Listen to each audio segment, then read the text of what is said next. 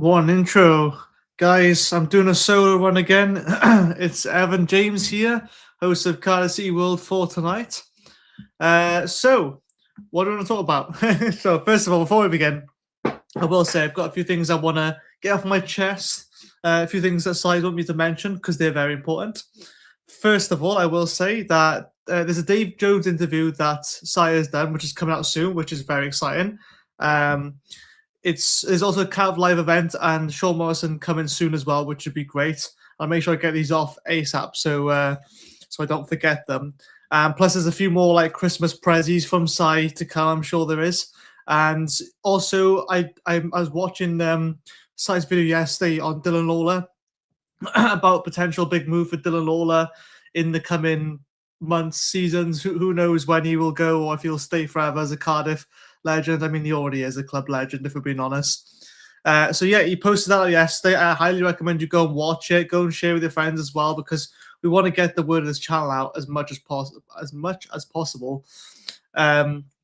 Yes, it is just me tonight, guys, and it'll probably be a bit shorter one, I will say as well. But a few more things I want to say as well is that we're looking for suggestions for members-only content shows. So, like the member shows that we got, they're great. You know, like it's nice to have sort of like an open Q&A, but we want to have some more structure, I guess, or different ideas to go for it, just to spice things up, just to keep it interesting and everything. And also the Dave Jones vlog that Sai's recorded. It drops tomorrow for members, you know, so another incentive to become a member, right? If you're not already, go and become a member. It's practically free as the price of a cup of coffee, if that really. And nowadays, with how inflation's going, you know, it's well cheaper than a cup of coffee. Depends if you get a Starbucks or Costa. Both are expensive. But yeah, so I finally got this off my chest and made sure, because if I didn't tell you straight away, then I wouldn't remember later on. But yeah, very exciting. Dave Jones' interview coming out soon. I'll probably end up watching on Patreon because I'm already a member. Of course I am. I'm part owner as well. But yeah, I'm not sure what is quite the secret prezzies that Sai said he'd be giving us. I'm not sure what he means by that. So I'm just as in the dark as you guys, but hopefully it's exciting stuff. And yeah, like look, honestly, just with the channel as well, we really appreciate all the engagement you give us. We appreciate every like, every share, subscribe, follow, whatever. It goes such a long way because we post content literally every single day. And if it wasn't for Sai's content machine, then, you know, we wouldn't be able to sustain this. So we really appreciate everyone who does become a member. It shows how loyal you are to the fan base as well of Cardiff City World. But not just that as well, we're all Cardiff City fans at the end of the day, which is an amazing thing. So today, I wanted to sort of like go over a few points. Basically, like of the last few videos that have been released, I kind of have my own sort of thoughts on. A little bit of the post-match reaction of Wimbledon. I saw the first half and not the second half. I tried to watch the full 90 just earlier, but it felt longer than it was. And then also I did speak about the Mansfield Town game as well, and we'll come on to Huddersfield as well. But loads of little sort of like picky things, again, in the comment section. Get your comments in and I'll happily talk about them. This is a very chill sort of live show tonight because it is just moi. So I get to control how things go because I am the captain. Anyway, I mean, the reaction I give for the 3-0 win against Mansfield, I will say that I don't know what it was. It was a very weird game for me to go see, probably because I hadn't seen one in a long time. So, like, for me, it was really weird seeing us, like, win 3-0, which I know it sounds odd, right? And I don't want to take any credit away from players. I thought we played really well. There was moments in the first half which did make me worried, I will say that. But on the whole, people who got goals deserve them. So, Fish, Salek, and Ashford. I'm really happy that that Ashford's got a goal because I think he's had a bit of a rough patch lately and he's recently gained back his form. You know, I mean, we can't expect all our players, whether they're young, old, or, you know, in the prime of their life, we can't expect them to have flawless form, let's just say. And even when you look at the table as well, it's ridiculous. I'm going to try and get the FOTMOB table up now. But we're top of the league, but yet in our last 5 games, we've won 3 and lost 2, which is, it goes to show, and we have like 2 games in hand, which is insane. And it goes to show how bonkers this league really is. Like it literally is. Like from well, what do we know? 32 points, right? There's 3 teams at the point behind us, but even when we go all the way down to 19th, there's only 10 points between first and 19th. Like that's 3 wins and a draw. I mean, obviously I know everyone else got to play, and it's still a fair bit, but it's not like ridiculous thing. That's just like one sort of like good patch of form. That is. I mean, you think of the likes of AFC Wimbledon. They've lost like the 3 out of the last 5. They've won a game and they've drawn a game, and obviously we lost 5-1 against them, which I'll come on to now. But like, form can change really quickly, and I think we're going into December in a very good position. Probably couldn't be much better. Obviously we're top, but you can get more points than what we've had already. But you can't really like complain as well. Goal difference plus 13 as well. It's only going to help us. We have got the biggest goal difference, and we are first as well. So I mean, top of the league, like I said. So not just without pointing the obvious now, let's fast forward to the Wimbledon game. And look, I didn't see a lot of this, right? I saw like a few of the highlights. Didn't look particularly pretty, but you're mixing in a bunch of senior players with a bunch of new players who probably haven't trained for a long time with the first team. Some of them probably haven't even trained at all with the first team, or barely at all, should I say. So it kind of surprises me, but also doesn't, knowing it's the Cardiff City way, thinking that, we lost 5-1 to AFC Wimbledon and they were the away team. But then we look at their team, it's like a lot of them were their first team players. They're that ACEnway or whatever, who I think is quite decent. He's a right back, I think. And he was playing. He's like one of the best players, and he's playing in the Virtue Trophy. And it's like, I don't know, maybe they want to go to Wembley. I don't know. But if I'm being honest, if I was Wimbledon, I'd be like, look, you got a good, you got a good run in the league so far. You probably put all guns blazing for that. But I don't know. Maybe not. Maybe I'm just wrong. What just surprises me is how Sesu, whatever his name is, scored 4 out of the 5 goals, which is insane. And apparently he's a player that's been missing ever since. So I realize I'm not in the portrait frame here. I'm veering off here with one eye. So yeah, that was a bit of an odd one. And the fact, let's look at the lineups as well. I want to see like the ratings. Obviously, I'm not gonna bother about too much, but I'll show. I saw went down at halftime just before. And from what it sounds like, it's a fractured toe, which is not good. So we're still waiting to hear on how long he's going to be out for. I mean, look, like I saw some people on social media, and I think it's disgusting. I don't agree with this at all, that they were almost celebrating the fact that Osho had got injured. And I don't understand why you'd ever, like your own fans, right, celebrating when a player goes down injured and realize they're going to be out for a bit, right? Like, I understand that he hasn't had the best start to his campaign at Cardiff, but he's literally just got here. Like, he's on a 4-year deal, and people saying like, "Oh, I can't believe we signed him on a 4-year deal." It's like, relax. It's like, he will come good. I'm sure he will come good. I mean, guys, I had the least confidence in Callum Chambers for so long, and even recently now he's sort of come along, albeit in League One. But like, it took a bit of time for Willock. It took him just over a season to click into gear. And now look at him go. He's more or less flying, apart from when he's injured, I suppose. But like, and again, I go on FootMob a lot and I see the ratings, and I have to take them with a pinch of salt. Like the ratings for some of them, like let's have a look. Turner gets like a 4.0 rating. I don't think there's a lot he could have done for many of the goals. Lawlor getting a 4.9 rating, Mafiko 4.7. It's like, half of these are like under 21s, and we're playing against a lot of their first teams. Like, I know Seddon, Bauer, Johnson. Okay, so the only younger players I think that they got on Wimbledon's side. Actually, I don't think they had any. They basically went full first team, which is interesting. So what can you expect? And when you mix and match, like I'm sure if you played with 5-a-side with your mates or some other sport, and then all of a sudden you get some new players that join, or you haven't got your friends that you're usually with, and it becomes frustrating then because they don't play in the same wavelength that you used to, and that's like it is going to be frustrating, and you know, it's going to make players a bit fed up or like a bit impatient, let's say. And look, you know, we played with essentially no striker either. I mean, it says that Nyakua was playing up front, but it was more of like Kellyman playing as like a half winger, false nine. I don't even know.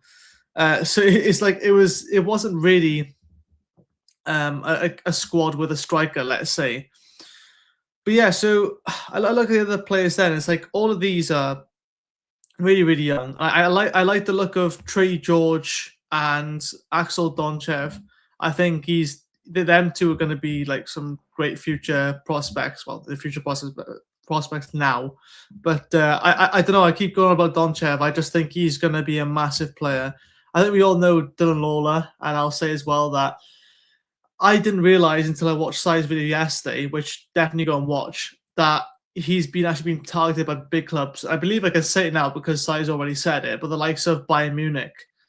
Like, I did not think we were talking that big. I thought we were talking like, you know, I don't know, mid-table Premier League clubs. I didn't think, well, I was thinking Liverpool or Chelsea. I wasn't thinking the likes of Bayern Munich, you know, potentially even like Man City, Man United, maybe Tottenham. Tottenham are known for getting Welsh centre-backs or Welsh defenders. So, you know, I would love to think that we can keep on to Dylan Lawlor for forever. But at the same time, part of me is thinking like, there's going to be a right time when to sell him. And realistically, we're not going to keep hold of him longer than 2 more full seasons, unless we were to get to the Premier League. And even if we do back-to-back promotions, which is, you know, it's a bit of an ask, I will say.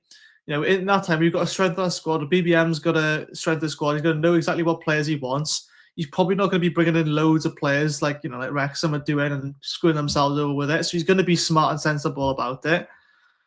But even if we do get back-to-back promotions, yes, it would make a great story. I still think that he would go on to a different Premier League club or elsewhere. I reckon he probably goes to likes of Liverpool. I mean, like Sai mentioned in his video that you know, Liverpool have got aging centre backs, whether he means Van Dijk or Konate. Probably both of them, really, but I think more Van Dijk. I think he's in his almost mid-30s now. Christ alive. But you know, the likes of Dylan Lawlor, we just got to enjoy him while we have him. And I remember, you know, we were saying the same about Alex Robertson. I think Alex Robertson's a bit further behind, even though he's a bit older. But I think with Alex Robertson, it is sort of like, you know, some players will just reach their peak at a slightly later stage. And I have no doubt that Dylan Lawlor will, you know, he's already playing international football. So what has he got to worry about? He just got to keep playing as he's playing. But Premier League teams are screaming out for very, very composed ball-playing defenders. Every centre-back is a ball-playing defender today. I mean, you look at Van Dijk, you look at, I don't know who else I can think of. I don't really know many Premier League centre-backs, if I'm being honest, but a lot of them, they're ball-playing defenders now, and, you know, they're a lot more confident on the ball. They'll bring the ball up. I mean, think of like the likes of Joel Matip before for Liverpool, where sometimes you just go on these crazy solo runs and you dribble through, you know, the attack and the midfield, and you just shock everyone by surprise. And Dylan Lawlor has done that already. He's scored from it, which is insane. And, you know, with Osho off injured, I mean, you're probably looking at now, well, definitely the new year. I doubt the fractured toe is going to heal that quickly, is he? You know, I'm not sure if he's going to have surgery or who knows. Mafiko as well. I think with him, he'd probably benefit from a loan to either League Two. Yeah, to be fair, I think he's too good for National League. I think it would do him a budget, you know, good confidence. But if you think of it now, right, if our aim is promotion, so next season, like say if Mafiko goes on loan, a short-term loan in January, and he comes back then after going to a National League club, he's then gone from a National League club to 3 divisions higher to Championship level. Then, so he's gone up from League, so it's National League, League 2, League 1, Championship. That's 3 divisions higher. So I think for him, if you put him on loan, you put him on a loan to a League 2 club, or possibly even a League 1 club that would use him more as a rotation player. I think the one thing with him is that he's a thing like a Naby Keita from Liverpool, all Liverpool players today, but with Naby Keita, when he came to Liverpool, because my dad's a big fan of Liverpool, and I was, to be fair, his passing would be so fast paced, he'd be so powerful that like people would struggle to like keep up to him and get good ball control from it. And I think Aaron Ramsey did the same thing as well. He expects people to be able to receive stronger passes, and Mafiko is one of those players that likes to play at a faster tempo than everyone else. And I think that's why he's being used more as a left back than defensive midfielder at the moment, because BBM wants his more patient and slower build up, which is frustrating at times. Look, I know we're top of the league, right? I can't complain too much with top of the league, but it is a bit paint drying at the best of times, as much as it does work when it's done right, obviously. And evening, Paul, by the way, and I just want to get this comment up there. Just listen tonight, Evan, doing Christmas tree and decorations, but 3-0 win Saturday. Yeah, honestly, I mean, you can't complain, can you? I mean, the first half was a bit sort of concerning, thinking like, oh, you know what? Yes, we are 1-0 up, but like in my head, I'm thinking it's going to be 1-1 because I predicted a 1-1 draw. And historically, or the last few seasons, Cardiff City have never been able to hold on to a 1-0 lead. And that's why we won 3-0, because we just opened the floodgates, and that was kind of helpful, let's just say. But to be fair to the away fans and Mansfield fans, they didn't really stop all match. They were chanting everything. They had their own drums and everything. So fair play. They had a decent crowd there as well. I don't think it was sold out, but there's quite a fair bit of them there. Omari Kellerman as well recently. I feel like he has one good game and then one quiet game. Not saying that the quiet game is really bad, but he has moments where he shows what he can do. A bit like Callum Robinson, I think. I think he falls in the same bracket in terms of. I think obviously Kellerman and Robinson are on different ends of the career, but I think Robinson can teach a lot to Kellerman, and I feel like we'll probably see more of Kellerman in a false nine role going forwards, depending on how long Colwell's going to be out for, but definitely more central, I think. But I think BBM still sees Kellyman as a winger or doing the job best for there. But then you think, like, you got the likes of the other day against Mansfield. We started with Callum Robinson, Yusuf Salak, Isaac Davis. It's like those are our three like strikers all on at the same time and all playing in different positions. Only Salak playing his primary position. You make the argument, say, well, Callum Robinson's more of a false nine anyway. You could say Isaac Davis is more of a winger. Evening, Simon, by the way. Nice to see you, mate. But you could say like all that. But at the end of the day, the primary position striker. So you think, are we going to dip into the loan market come January for a striker on loan? And I don't know. If you were to get a backup striker, would you pay a bit of money for that, or you rely on loans? Because I don't think we've got a lot of like if we go into January and we're first, we're top of the table, for sure, BBM is going to be back. There's no doubt about that. He'll get a bit extra money to spend. Oh god. Sorry, I was working from 6 a.m. This morning. It's going to be a shorter one as well. I don't want to just keep yawning the whole show. It's not boring, I promise. And I just what was I on about? I was talking about not Salak. It's completely gone now. But yeah, I think with the Mansfield game, it was nice to see us win 3-0 and more importantly, just keep a clean sheet. If I'm going to be honest, because that was the main thing for me. Obviously, I touched on the AFC Wimbledon game. The scoreline, yes, it probably flattered them. I don't know where that Sasu came from, but apparently, from what I heard of, he'd been missing for the last God knows how many appearances for Wimbledon. I mean, he's got a 9.9 rating.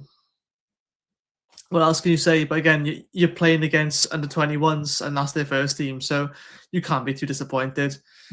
And then we come up to this game now. What we got? We got Huddersfield next. Let's see. I need to have a look at this squad because I don't know who they're still hanging on to. I might be able to share my screen as well. I don't want to mess this up. Okay, I'm gonna test this. A live test. I know it's dangerous, but why not? Share screen. Got to come around here somewhere. Let's have a look. Entire screen. This one. Let's see if I can do this. If it lags too much, there we go. Excuse the ads. I could probably zoom in a bit. Yeah, there we go. All right. So that's much better. Now I don't have to have the ads now. Yeah, so we just look at the last starting 11, and they got Wiles, I recognise him. Kasumu, who originally was a defensive midfielder, now looks like he's playing up front. Can't say they get the formations exact though. Nichols I recognise, Sorensen I recognise, but not many. Like a lot of them are Harness they got from Ipswich. But like I look at their bench as well, and it's like there's no one that screams danger man to me. Probably Kasumu because I think he's got quite a bit of pace. I've heard. I mean, yeah, look at all this now. Jack Kingdon is someone I'm really excited to see more of. I get a feeling that he's going to be used as like a, I don't want to say backup to Joel Bagan because he's a right back. Well, he's Kingdon is a centre back primarily, but he's played all across the back line. So I wouldn't be surprised if he's like a first choice reserve for Bagan. But then again, you've also got the likes of Louis Giles now, who we haven't seen barely up until this point. So does he get a second pick after Joel Bagan? I don't know. We can actually look at market value. That's interesting.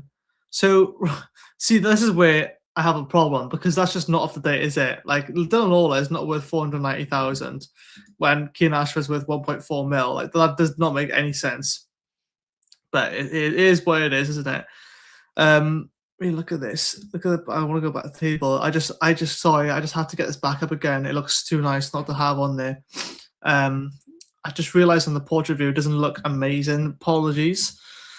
Let's have a look at the last 5 matches. This is the form based on the last 5 matches. We're only 5th. So is it well no, actually no, we're not only 5th. We are 5th, thinking that like there's only been 4 teams that have been in better form than us. And they've all drawn at least 2 of their games, which is interesting, or like drawn and lost. And if I look at the only real threat in this table right now is probably Bolton. And as long as we beat Stevenage, I feel like their form will change as well because they've been kind of stale for a while, haven't they? Albeit they've got 2 games in hand as well. But with Stevenage, I don't think they will keep it up for the entire season. I think you look like oh god, I've pressed them wrong there. You've got the likes of Bradford, who probably end up in the playoff spots, but Lincoln as well, I think, are a dark horse. I think they sort of like a wild card. They go unnoticed a bit. I reckon Lincoln will make the playoffs. So if I was to predict like the top 6 come end of season, I would say Cardiff, automatic, Bolton, automatic, and I've got some, I'm not sure what's happening. Yeah, go away. So Cardiff and Bolton as automatics. You've got, I'd say Lincoln. What do I... Stockport, Barnsley, and I don't know. I'd probably go Bradford then. That's like my 6 sort of in there. I might have miscounted. Who knows at this point? Yeah, I don't see in League One. I don't see where the threats come from elsewhere. Like, look, I see we're going to win games. We're going to lose games. It's just the nature of League One and any English division. But like I look down, like even Luton now, I don't see them as any threats. Like Luton are going back up. That's pretty much fact at this point. Huddersfield, everyone expected them to have an amazing start. They don't. Every season, people predict Barnsley to get promoted, and they don't. So I think they'll get playoffs again and not go up again. It's just the Barnsley way for them. Every season, it's like, oh, this is our year. Hi, Callum Fowler. You're not watching this, but no, I like your videos anyway. Look at other teams on here, like Leyton Orient did really well last season. They've completely dropped off now, albeit it's still very early on. I am surprised Reading is low down the table, but again, you got Plymouth in 23rd position, which is insane. Like they could have back-to-back relegations. Tom Cleverley not so clever maybe, but Port Vale a little bit surprised about. But even Peterborough is still struggling, even though they had a new manager bounce. Blackpool still struggling after a new manager bounce. So it's like it's our form to ruin. Like I know it's easy when you look at the table, I think, but unless anything drastic changes, unless we get like another 2 big injuries or BBM drastically changes the style we play, I don't see us losing a lot of games. I see us surviving through the winter period. Okay, at least up until January. And the thing is then, right, if you do get to January and you are first, how do you know what positions to fill? Because if they're already doing a job for you, surely the only players you bring in are backups. Like, let's go into. Can I get to squad? Ah, there we go. Oh, fantastic. Zoom out a bit more, unless it brings the ads up. Ah, no, the stupid ads. Okay, we'll zoom back in. Apologies. I look at our team now. I'm thinking like, okay, well, we've got tons of goalkeepers. First of all, we've got more than this, but Jack Annex obviously not in the picture, is he? So Nathan Trott is your number one. Obviously, you got Matthew Turner, but even sometimes Matthew Turner isn't even on the bench, which is very risky, and I don't like it. I really don't like it when that happens. It is what it is, though. I just think we got Super Perry and you can go in goals, but I'm not banking on it. I'm not betting on him for half a match to be in goals. You got Rona Capaccio, who needs some competition. He's got Perry and G there, okay. But then you look at Joel Bagan. Where's he to? Joel Bagan here. I mean, I would say TJ Parfit deserves number 2. But then you got Louis Giles as well then. But it's like they're 2 young left backs. And you still think that like there's not a safe cover for Joel Bagan because no one can do Joel Bagan's job right now apart from Joel Bagan. Like he's Mr. Consistent all the time. I don't know. Would you fit a square peg in round hole to replace Joel Bagan, or would you go with the youngster? Because it's a big ass playing left back if he was to pick up a knock. Ryan Wintle, David Turnbull. I said before that they didn't work as a 2, but hey, they proved me wrong against Mansfield. I still think it's very defensive, and look, if it works, it works. Joel Colwell played the other day against Wimbledon. I think he was captain as well, and he's got bags of energy. But I got a feeling he wasn't really at his best, and he's probably saved himself a bit as well. If I'm being honest, he's not going to go all out for Wimbledon and the Virtue Trophy. As much as he still would try his best, he's not going to go all out. Alex Robertson being quietly confident about. I think he's come back and he's not doing anything like really fancy or out of the world that's gonna risk his reputation. Let's say. I just hope he gets a bit more game time now. But then again, it's like who do you drop?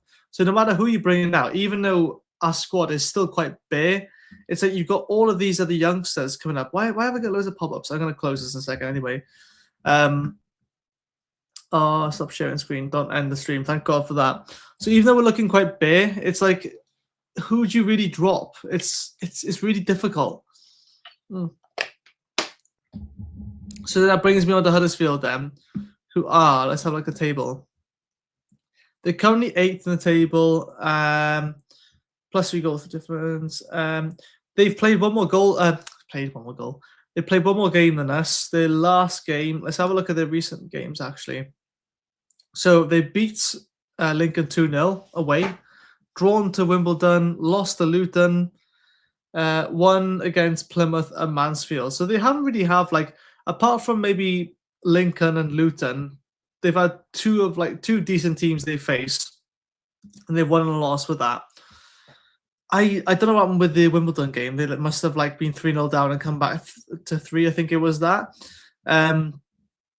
If I'm being honest, if we can beat Huddersfield now, we've basically proven to ourselves, to everyone that we can breeze this league.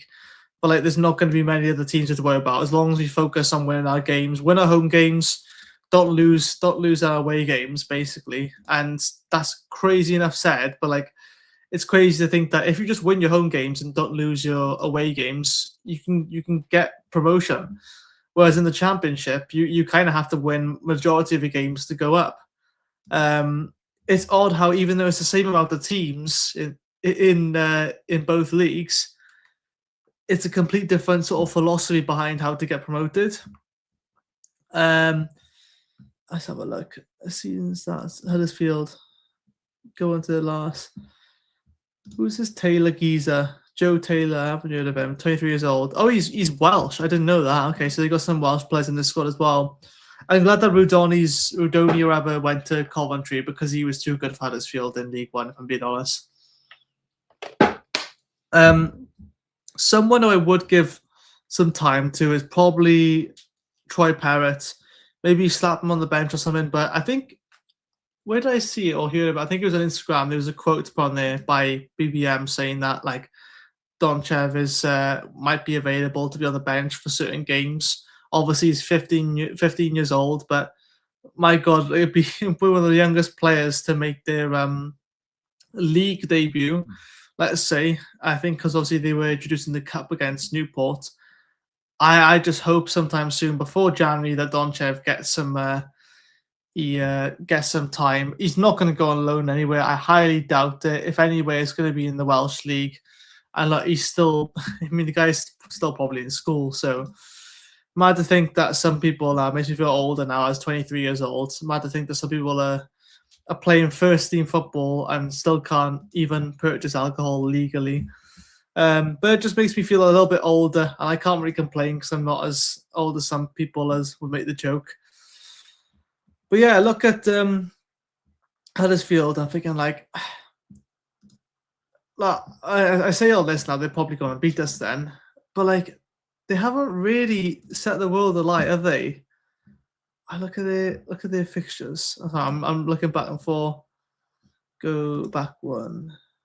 They've lost a lot of games. They'll have a period where they'll lose 5 games on the trot, and then they'll go like on a winning streak of 4 games. It's not like it's back and forth, like where they're winning the game and they're losing the game. They're really sort of poor form for a long time and then turn it around, and it's kind of like back and forth in that way.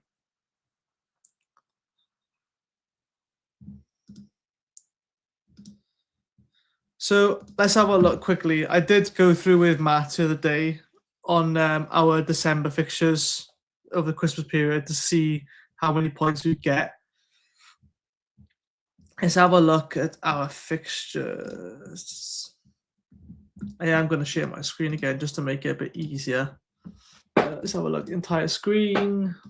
Don't want to get any ads on here. Let's have a look. Okay. So, goals per match. Here we go. 1.75. That's a pretty good record, I think.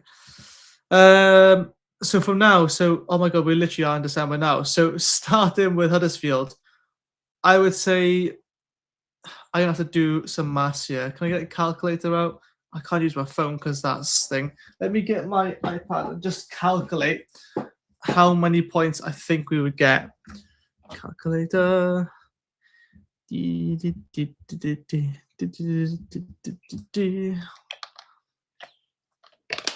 All right. So I'm going to go through win, lose, or draw, and by the end of December, then I'll see what I reckon how many points we'll get. I didn't mean to click on that. I don't know why I did that. All right. So Huddersfield, I think we'll win. So I'm going to give us 3 points to that. Stevenage away, I'm going to say win that as well. Doncaster, I reckon, probably get a point against them. So that's 1. Chelsea, obviously, we'll win, we'll beat them, but that's not the league, unfortunately, so we won't get any points for that. It would be nice if we did anyway. Lincoln, I reckon, will be another tough team. I think we'll lose against them, so I'm going to say 0 points to that one because it'd be a loss. I don't know, I think Lincoln is such an underrated team. I'm playing them at home as well. It's not going to be easy, is it? And look, I say, I wish I could say, oh yeah, win all of them, and there's a possibility we can. And I think we're trying to be a bit more on the side of realism. But Graham says win our next 2 will be massive. It will, mate, honestly. It could be the difference because teams will start panicking a bit then around us. They realise, okay, well, that's one promotion spot gone if we're just winning all our games. Puts more pressure on them, makes them slip up more often. Who knows? So I need to make sure I don't lose what I am. So 0 points for Lincoln. We beat Exeter, surely. I mean, I know we struggled in the cup, but we didn't have a full squad. So I give 3 points for that. Then I'm going to give a draw for the return fixture Stevenage, or at Cardiff, but against Stevenage. And then I think that's it. Let's go to the next one. What's that one? That's the 1st of January. Do I include that game? Nah, let's just see how much we got. So that's only 11 points. Does that seem like... Is that a lot? I don't know. That seems like not a lot. 11 points. So that's one loss, 2 draws, and 3 wins. That seems pretty fair, pretty realistic, I think. 11 points. Where would that put us in? Well, I can't tell because no one else would have played their games. 43 points. that's, that would probably still keep us top, I reckon. If we were to lose one, draw 2 and win 3, that's fairly I think that's pretty achievable as well. I don't think I've took any outlandish takes there. Correct me if I'm wrong. I think that's being biased Cardiff City fan, obviously I think we're going to win them all. No, I genuinely don't. I think I'm more on the side of pessimism than ever, but it's just because of like the years of like optimism that's been ruined out of me. Okay, past years not being fun, and I'm still fairly new. I've only supported the club for I think about just short of a decade, I think. So yeah, but no, I think regardless, it is no game's going to be easy. And I think the worst thing we can do is go into any kind of game, let's say, with the mindset of that, like, oh, it's only this team. Oh, it's only insert X team here. That's the exact wrong way to go about it. We need to make sure that we take every game, not as if it's a cup final, but every game as if we're playing the likes of Stevenage or whoever's second, right? Because this is where we can do proper damage, and then we can let all the other teams fight amongst themselves, and it'd just be much better that way. We don't have to worry about any of the rest of it then. Make sure I wasn't sharing my screen then. I was getting WhatsApp up. Yeah, so where do I see us at the end of that period? I see us on 43 points, so plus 11. I think that's pretty reasonable. Any other teams as well who would expect to be up there? I reckon Stevenage will drop off over the Christmas period. As good as they are, I think they might drop to 3rd or 4th. I reckon come Christmas, you'll see Cardiff and Bolton up top, and that's when you'll start to see the separation. To be fair, Bolton are 5 points off, but that's only a win and 2. It's either 2 wins or a win and 2 draws, really. So it's really nothing. Again, that's not to say we're going to win our next 2-3 games. But yeah, obviously after the video ends now, I'm going to wrap up soon because I'm really tired. I need to get some rest. Get in the comments as well your predictions for the game against Huddersfield on the weekend. What do you reckon the score is going to be? And also, I want a bold prediction of who you think is going to score as well. It'd be really nice. I reckon we're going to win this 2-1. It's not going to be the most comfortable 2-1, but I think we'll win it 2-1. And goal scorers will be Yusuf Salak again, because why not? Who do I reckon? Joel Colwell's got a few goals, I think, so far. Let's have a look at him. How do I go? I need to go to the squad. I need to find Joel Colwell, see what he's got so far. Joel Colwell as... I can't... I need to go on. Oh, come on. It's just... He's only got 1 goal, so that goal the other day. Oh well, but I feel like he's done more than that. Maybe he's scored in the cups, but he's played 15 matches. He hasn't got any assists. Like I feel like he's been done dirty a bit there. I feel like he's done really well. So I reckon Yusuf Salak and Joel Colwell are going to be the goal scorers for the Huddersfield game, and then I reckon that young Welshman, the 23-year-old Taylor, I think his name is. He probably score for them when he's just a Welsh lad. It's the Kiefer Moore effect, isn't it? Of like Kiefer Moore will always score against us when we play whoever he's playing for. It's just it always happens, honestly. Anyways, guys, I'm going to leave it there because I'm really, really tired and I wanted to sort of like try and get us as long as possible. Yeah, again, get your comments in after the live as well, because otherwise this live chat will disappear afterwards. So yeah, I am praying and I'm confident that we'll win 2-1 on the weekend. Unfortunately, it's another game that we won't be able to see. Be very interesting whether he, if he makes many changes, who will take up the number 10 spot. Like Ruben Cole won't be there again. So yeah, and just be ready out for these next few videos as well. Like go check out Si's video from yesterday about Dylan Lawlor. It's really sort of like exciting, but also scary thinking that he's going to be, leaving us in the next few years. Like, I'm not saying this is what's happening. I'm just saying, like, I'm being realistic of what's probably going to happen.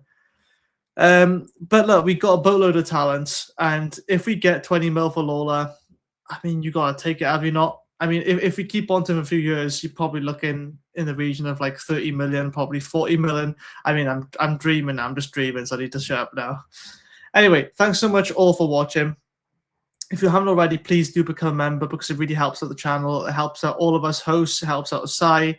And, it just helps us continue to post content 7 days a week, sometimes multiple times a day, which, is insane to think. But thank you all, and I will see you all very soon. Goodbye.